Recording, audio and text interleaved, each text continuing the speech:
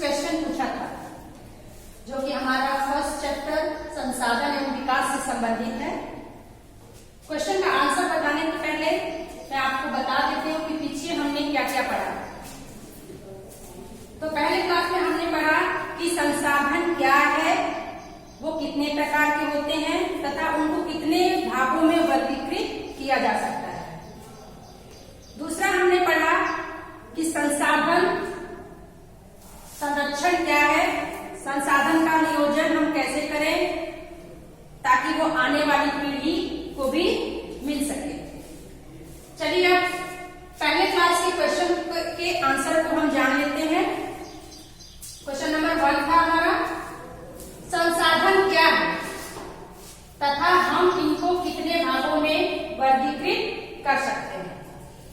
तो जैसा मैंने पहले ही बताया आपको कि हमारे पर्यावरण में पाए जाने वाली वह प्रत्येक वस्तु जो हमारी आवश्यकताओं की पूर्ति करती हो तथा जिसके लिए प्रौद्योगिकी उपलब्ध हो, यानी टेक्नोलॉजी उपलब्ध हो, तकनीक उपलब्ध हो, जिससे हम वस्तु को संसाधन में कन्वर्ट कर सकें।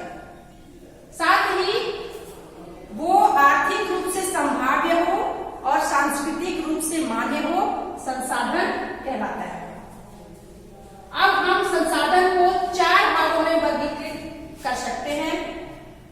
पहला उत्पत्ति के आधार पर, दूसरा विकास के स्तर के आधार पर, तीसरा स्वामित्व के आधार पर और चौथा विकास के स्तर के आधार पर। ठीक है, अब दूसरा प्रश्न देखते हैं, जैव और अजैव संसाधन का एक उदाहरण दीजिए। जैव संसाधन जो जीवों से बने होते हैं, जैसे हमारे पशु पक्षी है, वनस्पति है, मनुष्य है, वो हमने बताया था आपको। तो इसका एक उदाहरण जैसे हमने पशु दे दिया, और अजैव संसाधन का एक उदाहरण जो निर्जीव वस्तुओं से बने होते हैं, तो हमने इसमें चट्टान को दे दिया। आप कुछ भी आप जो उदाहरण देना चाहें दे सकते हैं। तीसरा है, लौह अयस्क किस प्रकार का संसाधन है। तो सबसे पहले बच्चों हम जान लेते हैं कि अयस्क क्या है। वो किसी भी धातु का कच्चा रूप होता है जो कि धरती के अंदर से निकाला जाता है, तब वो अयस्क के रूप में रहता है। बाद में हम उसमें और सारे पदार्थों को मिक्स करके उसका परिपक्व रूप तैयार करते हैं। तो लौह अयस्क अगर हम एक बार यूज कर लेते हैं, एक बार उसको बना लेते हैं, दूसरे संसाधन में कन्वर्ट कर लेते हैं, तब वो दोबारा से अपने पहले रूप में नहीं जा सकता है। इसलिए लौह अयस्क अनवीकरणीय संसाधन है। चौथा क्वेश्चन था हमारा, ज्वारीय ऊर्जा किस प्रकार का संसाधन है। तो जैसा कि हम जानते हैं, जैसे जब तक ये धरती रहेगी तब तक सूर्य रहेंगे, हवा रहेगी और समुद्र का जो पानी है, जो उसमें ज्वार भाटा उठता रहता है, वो सब भी रहेगा। तो ये कभी खत्म होने वाला नहीं है। इसलिए ज्वारीय ऊर्जा पुनः पूर्ति योग्य या नवीकरणीय संसाधन है। पांचवा क्वेश्चन है, समाप्यता के आधार पर संसाधन कितने प्रकार के होते हैं। जैसा मैंने पहले ही बताया था कि समाप्यता यानी ये संसाधन खत्म होगा कभी या नहीं होगा, इस आधार पर संसाधन कितने प्रकार के हैं। तो हम देख लेते हैं कि समाप्यता के आधार पर हमारा संसाधन 2 तरह का है, एक नवीकरणीय, दूसरा अनवीकरणीय।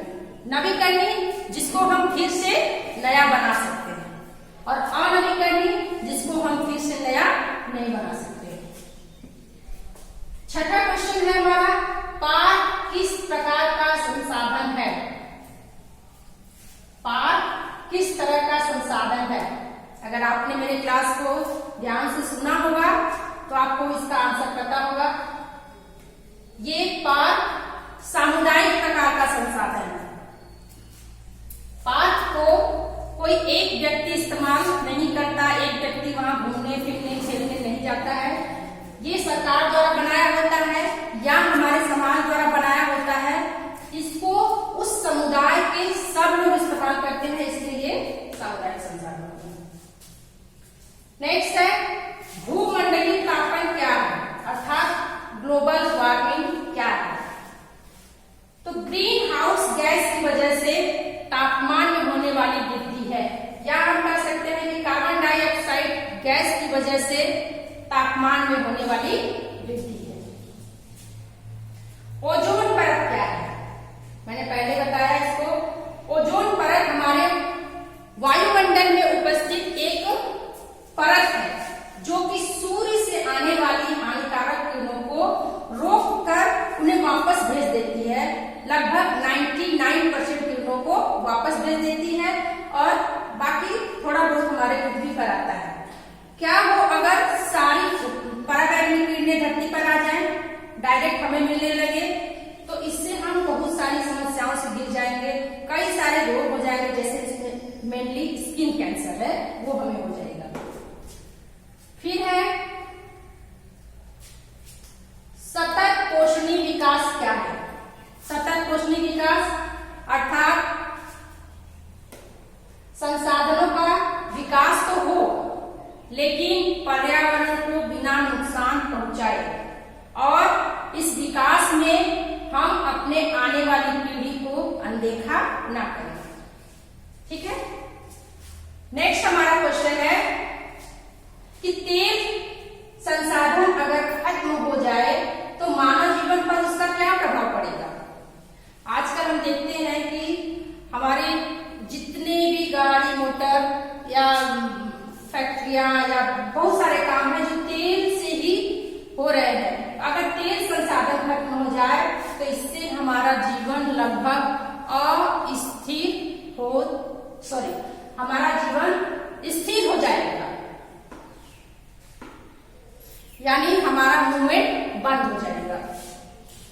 तो इस प्रकार हमने इस क्वेश्चन का आंसर देखा। अब हम अपने नेक्स्ट टॉपिक पे चलते हैं और उसको पढ़ते हैं।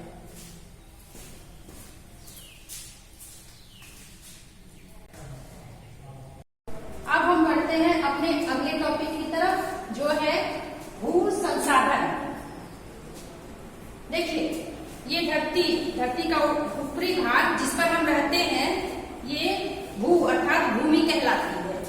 इस पर हम मनुष्य अनेकों क्रियाकलाप करते हैं। अगर हमको पेड़ पौधे लगाना हो तो हम इसी जमीन पर लगाएंगे, इसी भूमि पर लगाएंगे। हमारा जो जीव जंतु है वो भी इसी भूमि पर रहते हैं।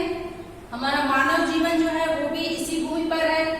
अगर हमें गाड़ी मोटर चलाना है तो भी हम इसी भूमि पर चलाएंगे, और खेती करना हो तो भी हम यही भूमि पर करेंगे। अर्थात जो भू संसाधन है वो सबसे मोस्ट इम्पोर्टेंट संसाधन है, इसके बिना जीवन का निर्वाह नहीं हो सकता। अब हम देखते हैं कि हमारा जो भू संसाधन है वो कितने क्षेत्रों में बटा हुआ है। हम अपनी ये भूमि का जो ऊपरी भाग देखते हैं, ये एक जैसा नहीं है। कहीं पर पर्वत है, कहीं पर पठार है, कहीं पर मैदान है। तो ये कितने प्रतिशत भागों में तीनों डिवाइड है वो देख लेते हैं। हमारा जो मैदानी एरिया है ये 43% है। इसमें मैक्सिमम भारत का उत्तरी भाग आ जाता है। दूसरा है पर्वतीय भाग, ये 30% है।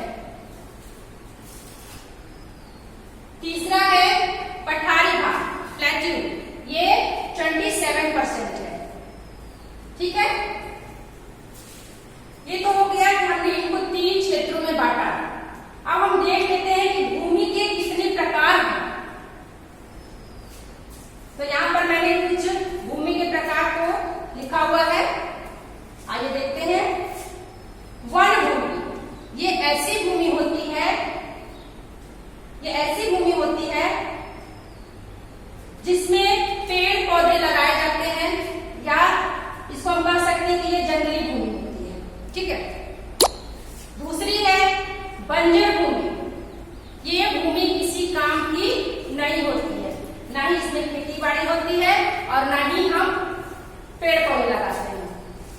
तीसरा है गैर कृषि योग्य भूमि। गैर कृषि योग्य भूमि अर्थात इस खेती नहीं करते हैं, बल्कि ऐसी भूमि पर सड़कें और इमारतें होती हैं। चौथा है अस्थायी चारागाह। इसमें वैसी भूमि आती है जिसमें पशुओं को चराने के लिए प्रयोग किया जाता है या पशुओं को चराया जाता है, ये अस्थायी चारागाह होते हैं। पांचवा है उपवन, यानी पार्क या बगीचा। छठा है कृषि योग्य बंजर भूमि, अर्थात ये ऐसी भूमि है जिसमें 5 साल से खेती नहीं हुई। सातवां है वर्तमान प्रतिभूमि, ये ऐसी भूमि है जिसमें 1 साल से खेती नहीं हुई है। आठवां है पुरातन प्रतिभूमि, ये ऐसी भूमि है जिसमें 1 से 5 साल तक खेती नहीं हुई है।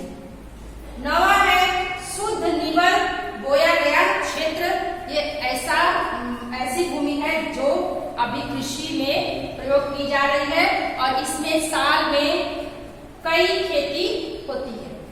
ठीक है, तो ये तो रहा हमारा भू संसाधन कि वो क्या है और कितने प्रकार का होता है। बच्चों, मैंने बताया था कि जैसे संसाधनों का हम अंधाधुंध प्रयोग कर रहे हैं तो वो संसाधन खत्म होने की कगार पर है या अब उसकी क्वालिटी अच्छी नहीं रह गई है, उसी प्रकार भूमि का भी हाल है।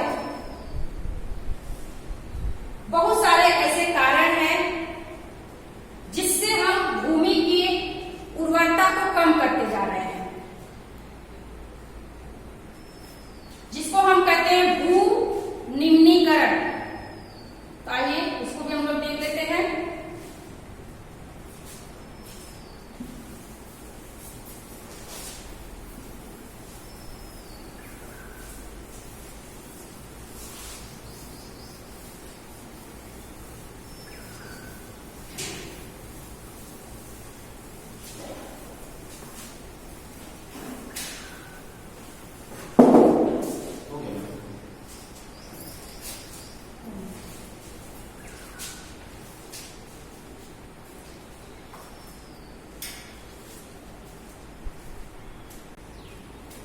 तो आइए देखते हैं भू निम्नीकरण और संरक्षण के उपाय। देखिए, भूमि जो है उसका उपयोग हमारे पूर्वज करते आए हैं और हमारे आने वाली पीढ़ियां भी करेंगी, इसलिए हमें भूमि की उर्वरता को बनाए रखने का प्रयास करना है। भू निम्नीकरण का अर्थ होता है मिट्टी की उपजाऊपन का खत्म हो जाना। अगर मिट्टी ही उपजाऊ नहीं रहेगी, उसमें पोषक तत्व नहीं रहेंगे, तो उस पे उगाए जाने वाले सब्जी या पेड़ पौधे नहीं अच्छे से ग्रोथ करेंगे। तो भू निम्नीकरण होता कैसे है, पहले ये जान लेते हैं। पहला कारण है वनों की कटाई। हम जानते हैं कि पेड़ पौधे जो है वो हमारी भूमि को अपने जड़ों द्वारा पकड़ करके रखते हैं, लेकिन जब हम पेड़ों को काट देते हैं और जड़ को निकाल लेते हैं तब वहां की मिट्टी ढीली हो जाती है और जब बारिश ज्यादा होती है या हवा तेज चलती है तो जो महीन कण होते हैं उस मिट्टी के उड़ जाते हैं और जो कंकड़ जैसे मिट्टी रहती है वो बच जाती है, जिसके कारण वहां पर खेती करना या और कोई काम करना संभव नहीं होता है। वहां की मिट्टी उपजाऊपन लिए हुए नहीं होती है, उर्वरता खत्म हो जाती है। दूसरा है अति पशुचारण। गुजरात, मध्य प्रदेश, राजस्थान और महाराष्ट्र जैसे राज्यों में बड़े पैमाने पर पशुचारण होता है। ये पशुचारण वाले जो क्षेत्र हैं वहां इतना ज्यादा पशुओं को चराते हैं कि पशुओं के खुर से, पैर से मिट्टी का कटाव होता रहता है। और जैसा कि मैंने बताया कि जब बारिश हो या हवा चले तो जो हमारी पतली मिट्टी रहती है वो उड़ती रहती है या बहती रहती है, जिससे वहां की मिट्टी अनुपजाऊ होती है। तीसरा है अत्यधिक खनन। झारखंड, मध्य प्रदेश और उड़ीसा जैसे राज्यों में खनन बड़े पैमाने पर होता है। झारखंड की बात करें तो झारखंड में कोयला बहुतायत मात्रा में पाया जाता है और इसका खनन बहुत ही गहराई तक किया जाता है। का कार्य हो रहा होता है, वहां पर इतना ज्यादा धूल उड़ती है कि उससे आसपास के एरिया में जितने लोग रहते हैं वो सब इफेक्टेड होते हैं। साथ ही साथ हमारी जो जमीन है वो भी इफेक्टेड होती है। धुआं में मिलने वाला केमिकल पृथ्वी की उर्वरता को या भूमि की उर्वरता को खत्म कर देता है। चौथा है अधिक सिंचाई। देखिए, किसी भी फसल को या पेड़ पौधे को सिंचाई करने के लिए पानी का प्रयोग एक लिमिट में करना चाहिए। लिमिट में इसलिए करना चाहिए कि हर चीज की अति होती है। जब हम ज्यादा सिंचाई करते हैं, किसी खेत में या कहीं पर ज्यादा पानी डालते हैं, तो क्या होता है कि हमारी मिट्टी में जो सिलिका होती है वो धीरे धीरे जमीन के अंदर चली जाती है और ऊपर की जो मिट्टी होती है वो अनुपजाऊ हो जाती है। इसलिए हमें ज्यादा सिंचाई नहीं करनी चाहिए। ज्यादा सिंचाई का एग्जाम्पल हमारा पंजाब है, हरियाणा है और पश्चिमी उत्तर प्रदेश का क्षेत्र है। पांचवा है अधिक धूल। अधिक धूल के कारण, जैसा मैंने बताया कि वो पृथ्वी के ऊपरी सतह पर या हमारी भूमि पर जम जाते हैं, जिसके कारण हमारी भूमि जो है वो अनुपजाऊ हो जाती है, भूमि का निम्नीकरण हो जाता है। ठीक है, नेक्स्ट हम देखते हैं मृदा संसाधन यानी मिट्टी। मिट्टी को हम देख लेते हैं। मिट्टी जो है वो लैटिन भाषा के सोलम शब्द से इसकी उत्पत्ति हुई है। मिट्टी के बनने में जो प्रमुख कारक है वो है जलवायु, वनस्पति, भूमिगत जल, शैल यानी चट्टान और सूक्ष्म जीव। आइए देखते हैं कैसे ये कारक मिट्टी के बनने में सहयोग करते हैं। जलवायु, जहां की जलवायु जैसी होगी वह मिट्टी भी उसी प्रकार की होगी। ठीक है, जैसे अगर तापमान कहीं का बहुत ज्यादा है तो वहां की मिट्टी की रासायनिक क्रिया जो होती है मिट्टी बनने की वो तेज हो जाती है। कैसे? जैसे मान लीजिए कि कोई पहाड़ी एरिया है या कोई चट्टान है, अगर वहां पर ज्यादा गर्मी पड़ेगी, ज्यादा ताप मिलेगा उसको, तो चट्टानें फैलती हैं, फिर ठंडा मौसम होने से सिकुड़ती है। तो ऐसे फैलते और सिकुड़ने के कारण चट्टान टूटती है और छोटे छोटे भागों में विभाजित हो जाती है। फिर वो कालांतर में धीरे धीरे घिसते घिसते मिट्टी का रूप ले लेती है।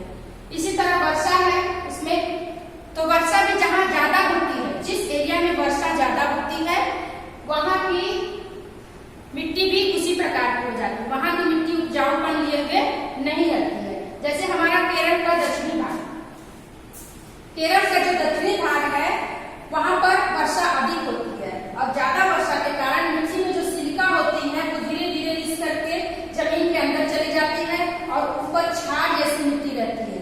ऐसी मिट्टी में खेती करना संभव नहीं होता है, इसलिए वहां पर झाड़ वाले पौधे लगाए जाते हैं, जैसे चाय है, काजू है, रबड़ का पेड़ है, ये सब लगाया जाता है।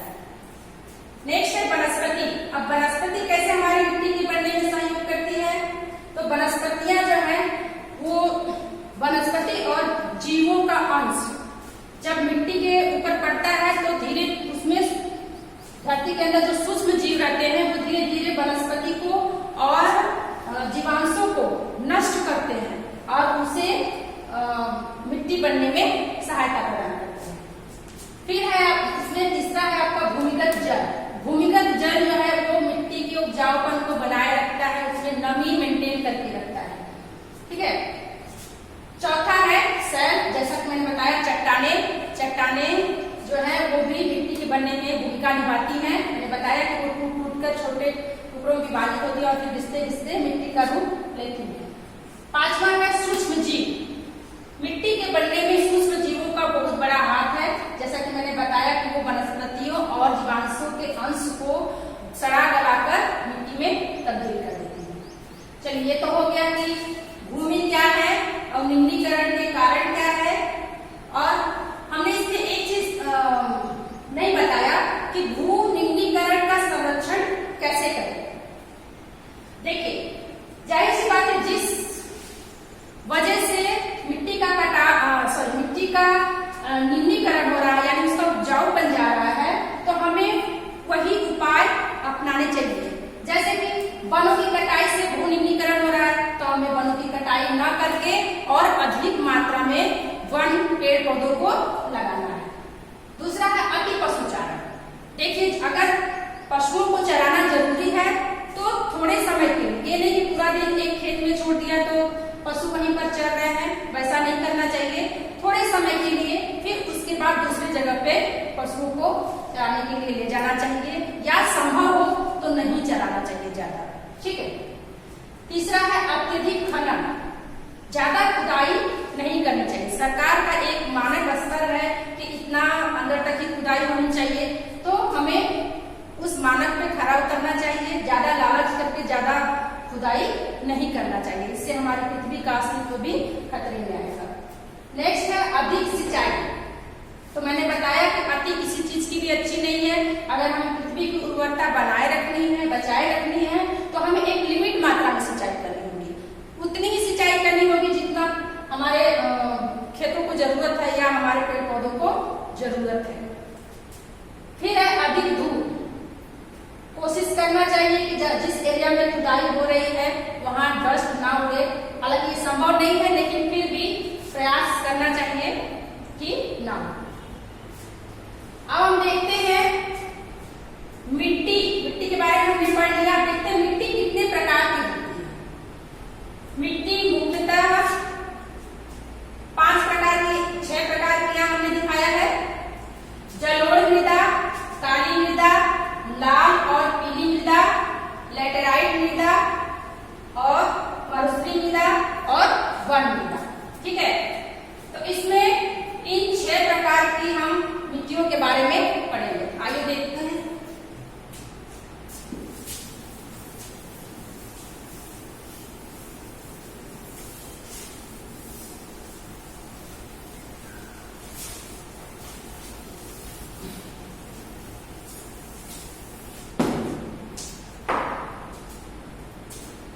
इसमें पहला हमारा प्रकार है जलोढ़ मृदा।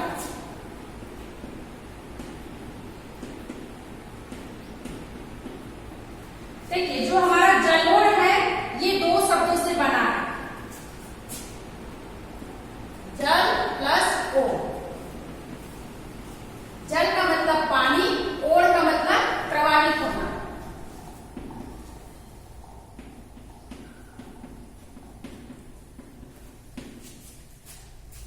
पानी और प्रवाहित होना। तो पानी कहाँ प्रवाहित होगा?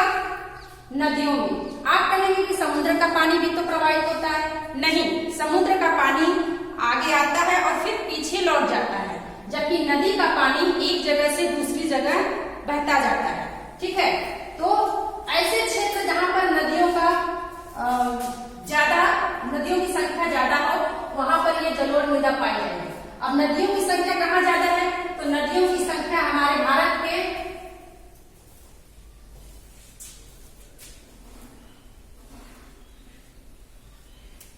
उत्तरी मैदान में, इस एरिया में ज्यादा पाई जाती है। सिंधु, गंगा और ब्रह्मपुत्र की जो तीनों नदियां हैं और उसकी जो सहायक नदियां हैं, वो सब मिलकर के यहाँ पर इस मिट्टी का निर्माण की है। चूंकि नदियां हमारे भारत के पूरे हिस्से में पाई जाती हैं, लगभग भारत के हर हिस्से में पाई जाती हैं, इसलिए भारत में जलोढ़ मृदा की मात्रा या क्षेत्र जो है वो बहुत ज्यादा है। ठीक है। तो देख लेते हैं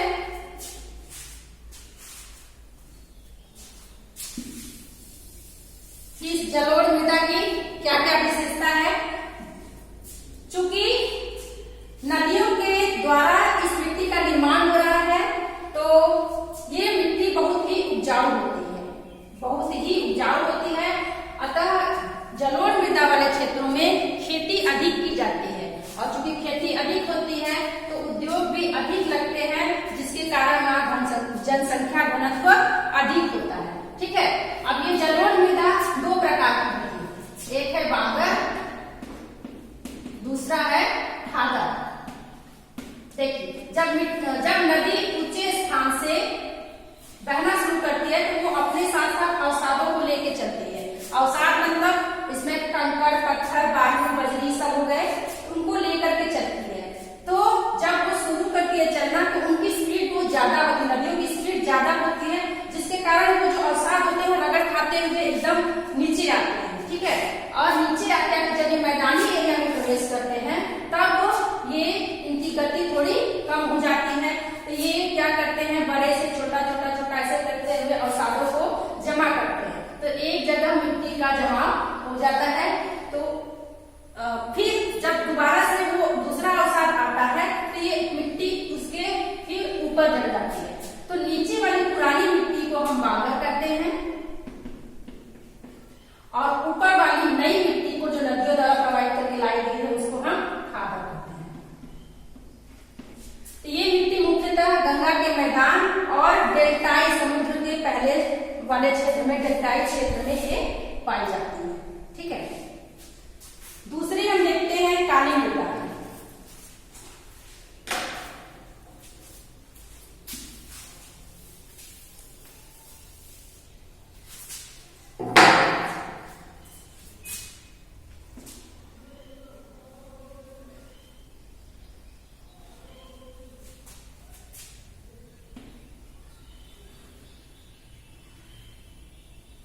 देखिए, काली मृदा का निर्माण मुख्यतः पठारी एरिया में हुआ है। मुख्यतः इसमें हमारा महाराष्ट्र, कर्नाटका और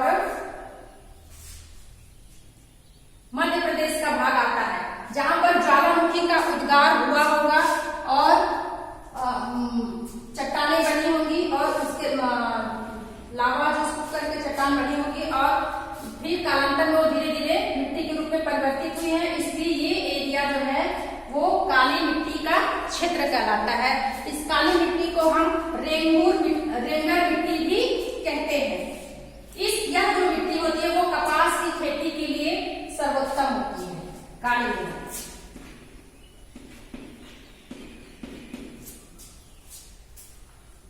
इनके अलावा ये मिट्टी गोदावरी और कृष्णा नदियों के घाटियों पर भी पाई जाती है। इसमें फास्फोरस की मात्रा बहुत ज्यादा होती है, ठीक है।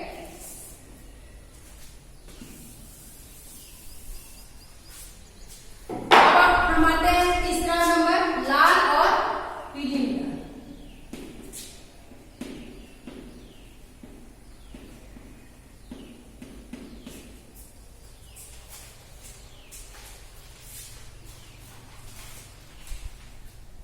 ये मिट्टी कम वर्षा वाले क्षेत्र में पाई जाती है।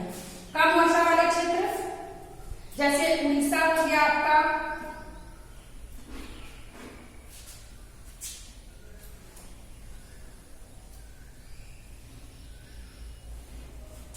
उड़ीसा हो गया, छत्तीसगढ़ हो गया और आपका पश्चिमी घाट, इस एरिया में ये मिट्टी पाई जाती है।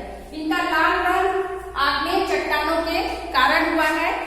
चूंकि आग्नेय चट्टानों का कलर काला होता है, इसलिए जब उसमें पानी पड़ता है, जब आग्नेय चट्टानों में लोहे के अंश पाए जाते हैं, इसलिए इनका रंग लाल और पीला होता है।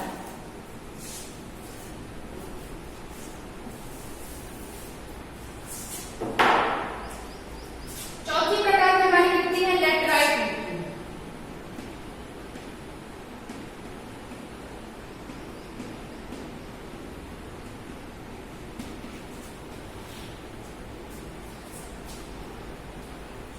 इस मिट्टी का निर्माण निक्षालन की क्रिया से हुआ है।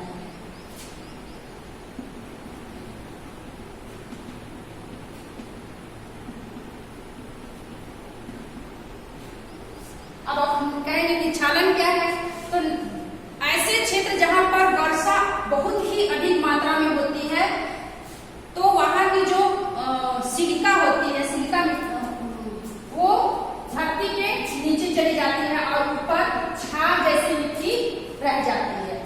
ये मिट्टी बहुत ही अनुपजाऊ होती है, इसलिए इसमें खेती नहीं की जाती, किसी भी प्रकार की फसल नहीं उगाई जाती है।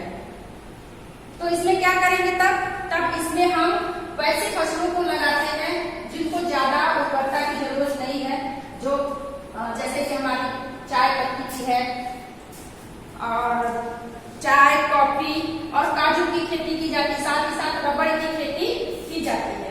तो ये मुख्यतः कहाँ पाई जाती है इस प्रकार की मिट्टी? तो कर्नाटक, केरल,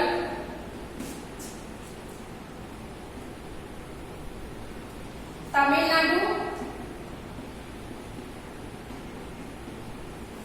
और उड़ीसा में ये मिट्टी पाई जाती है। अगर इस मिट्टी में मान लीजिए खेती करना जरूरी ही है तो हम उर्वरक डाल करके ही इसमें खेती करेंगे, ठीक है।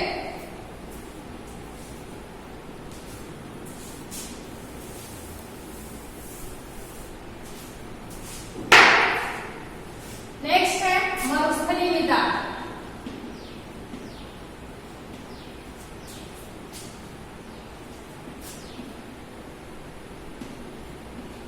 जैसा कि नाम से ही पता चल रहा है कि ऐसी मिट्टी मरुस्थलीय एरिया में पाई जाती है और मरुभाग के मरुस्थल कहाँ मिलता है? राजस्थान, मुख्यतः राजस्थान और उसके आसपास के थोड़े बहुत एरिया में मिलती है। ये मिट्टी का रंग लाल और भूरा होता है। इस मिट्टी का रंग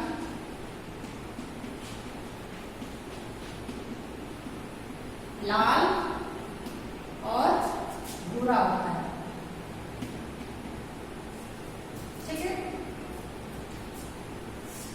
ये मिट्टी रेतीली होती है, जाहिर सी बात है वहां पे बालू ज्यादा है तो मिट्टी में इसका प्रभाव दिखेगा, रेतीली होती है।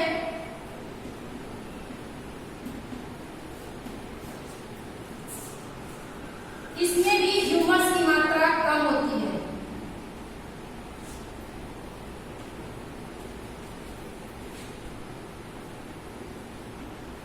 इसमें ह्यूमस की मात्रा कम होती है।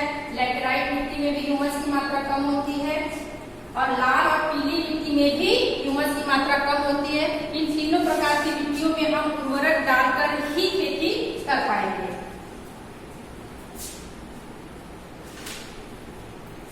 और लास्ट हमारा है वन मृदा। वन मृदा ऐसे क्षेत्रों में पाई जाती है जहां पर बहुत ज्यादा वन है।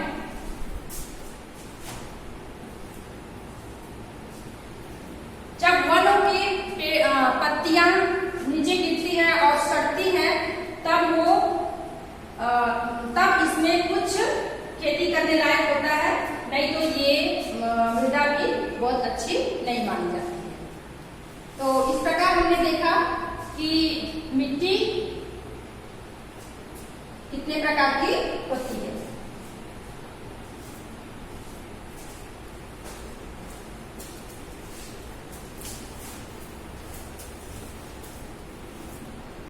अब हम देखते हैं मिट्टी का कटाव। तो मिट्टी के कटाव के भी वही कारण है जो भूमि कटाव के कारण थे, जैसे वनों की कटाई, अति पशुचारण, अत्यधिक खनन, अधिक सिंचाई इत्यादि। तो हम ऐसा क्या करें कि मिट्टी का कटाव ना हो, तो उसके लिए हम कुछ उपाय अपना सकते हैं। जैसे ढालू क्षेत्रों में सीढ़ीदार खेती करना। ढालू क्षेत्र मतलब इस तरह के क्षेत्रों में सीढ़ीदार खेती करना ताकि पानी खेतों से बाहर बहकर ना जाए, इस तरह।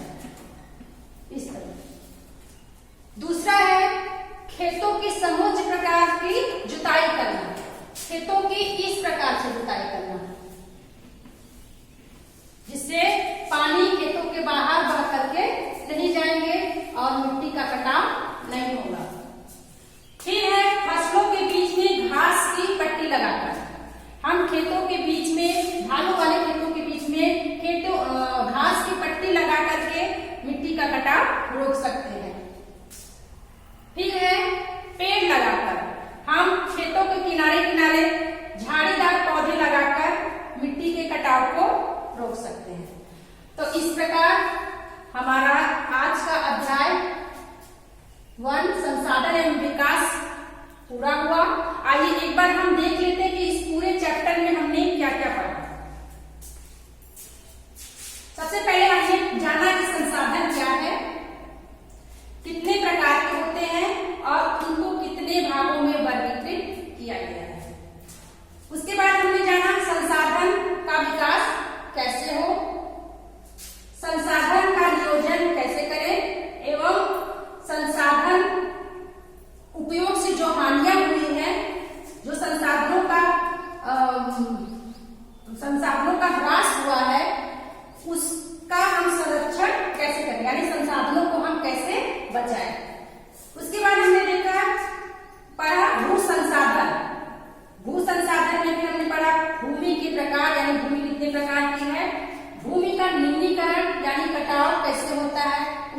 उर्वरता कैसे खत्म होती है तथा वो उर्वरता खत्म ना हो उसके संरक्षण के उपाय करना चाहिए। ठीक है, उसके बाद हमने देखा मृदा संसाधन एवं उसके प्रकार और साथ ही मिट्टी के या मृदा के कटाव और उसके संरक्षण के उपाय को हमने जाना। उम्मीद है आपने चैप्टर को अच्छा से समझा होगा। अब आइए जितना हमने पढ़ा उसमें से भी कुछ प्रश्न आपसे फिर पूछ लेते हैं। क्वेश्चन नंबर 1 है, एक प्रांत का नाम बताइए जहां सीढ़ीदार खेती होती है। एक प्रांत का नाम बताइए जहां सीढ़ीदार खेती होती है। मैंने आपको बताया कि सीढ़ीदार खेती कहां करने से अच्छा होता है, अभी बताया। आप लोग सोचिए कि मैं इसका आंसर आपको दे रही हूं। दूसरा क्वेश्चन है, एक राज्य का नाम बताइए जहां काली मृदा पाई जाती है, यानी काली मिट्टी पाई जाती है। ये भी आप कर सकते हैं। तीसरा है, लेटराइट मृदा में ह्यूमस की मात्रा कम क्यों होती है? लेटराइट मृदा में ह्यूमस की मात्रा कम क्यों होती है?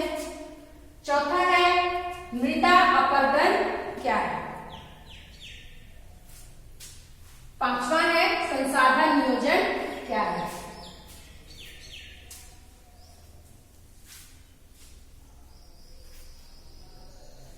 अगर आपने मेरे पढ़ाई हुई बातों को ध्यान से सुना होगा तो आप शायद इसका आंसर अब तक खोज भी चुके होंगे। तो आइए हम जान लेते हैं और देखते हैं कितना आपने सही बनाया है। एक प्रांत का नाम बताइए जहां सीढ़ीदार खेती होती है। तो मैंने बताया कि सीढ़ीदार खेती कहाँ होगी? ऐसे क्षेत्र में होगी जो ढालू है, जो पहाड़ी एरिया है, उधर में सीढ़ीदार खेती होगी। क्यों होगी? ताकि वर्षा का पानी एकदम से बह करके खेतों के बाहर न निकल जाए, वो पानी खेतों में टिका रहे, इसलिए सीढ़ीदार खेती होगी। तो ऐसा एरिया उत्तराखंड।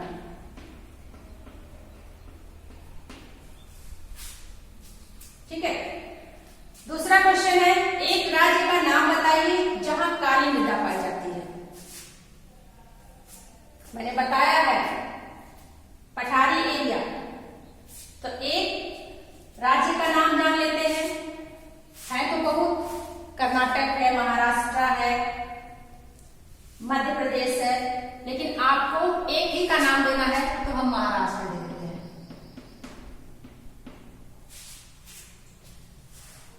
तीसरा है, लैटेराइट मृदा में ह्यूमस की मात्रा कम क्यों होती है?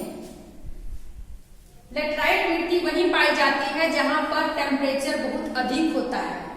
अत्यधिक टेम्परेचर के कारण ही जो खनिज पदार्थ, जो ह्यूमस के अंश होते हैं वो नष्ट हो जाते हैं और मिट्टी क्षारीय हो जाती है। तो किसके कारण हो जाएगा? लैटेराइट मृदा में ह्यूमस की मात्रा किसके कारण कम पाई जाती है? तो तापमान के कारण, अत्यधिक तापमान के कारण। मृदा अपरदन क्या है? मृदा अपरदन का मतलब मिट्टी का कटाव। पांचवा क्वेश्चन है, संसाधन नियोजन क्या है? संसाधन नियोजन क्या है? तो इसका आंसर होगा संसाधनों का उचित उपयोग।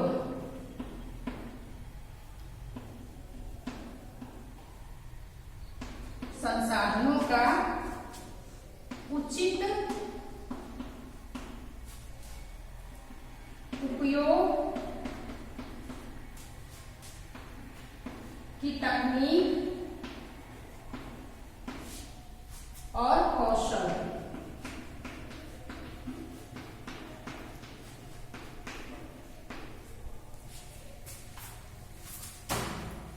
संसाधन नियोजन क्या है? संसाधनों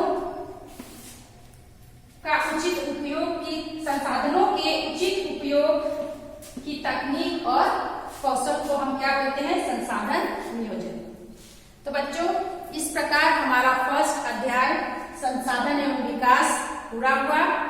उम्मीद है आप सब अच्छा से समझे होंगे। धन्यवाद।